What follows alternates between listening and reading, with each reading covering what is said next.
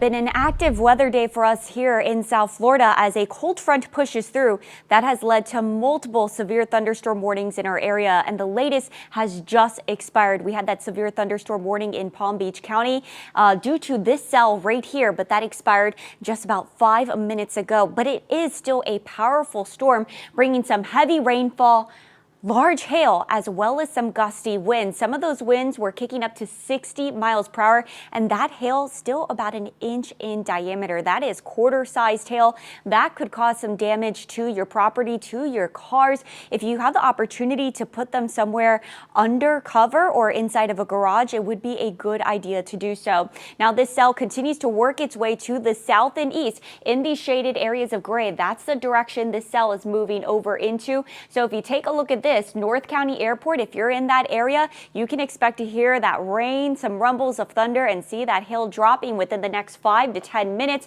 Over into Paradise Port, you can expect to see this cell moving through as we head into the next 15 minutes. We should see it continue to die out as it does work its way to the south and east, but we still have showers and storms on radar, and that's going to be the case for the next couple of hours. Right now, the heaviest of the rainfall is moving through Jupiter Farms. Rood seeing some heavy rainfall as well, lightning associated with these cells. Make sure you're indoors. You don't want to be going out until after this storm passes by your area. And we're going to check in on that hail. Significant hail again with the passage of this cell just to the west of Jupiter Farms. That's where we're tracking hail about half of an inch in diameter, and it's just going to continue to move out towards the southeast, heading towards areas like the Palm Beach country estates. Get ready for some heavy rainfall as well as a possibility of some large hail heading into your direction. Again, that severe thunderstorm warning has expired.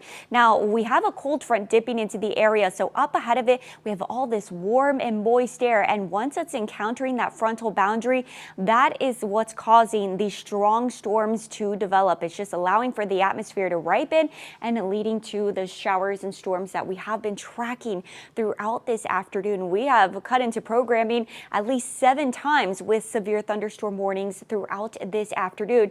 And I'm still going to be tracking some showers and thunderstorms as we head into the next couple of hours. And then we will finally see things wind down as we head into those overnight hours. So with that, today we've had an isolated chance for severe weather that has certainly rung true. Luckily, we do not have that in place for our Sunday as the activity is going to be winding down. But take a look, a little wrap up of what we experienced throughout this afternoon. Over into Boca, we had a wind gust coming in at 55 miles per hour, 44 near Indian River Shores. Sebastian, about 46 miles per hour. And in Boynton Beach, we had hail an inch in diameter being picked up by our viewers and on radar. So very impressive when it comes to those gusts and the hail.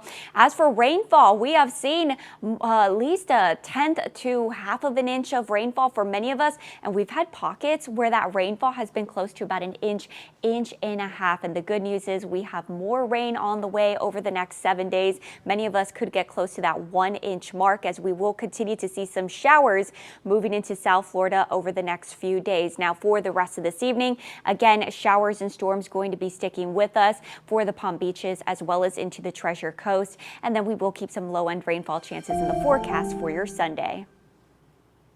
Now,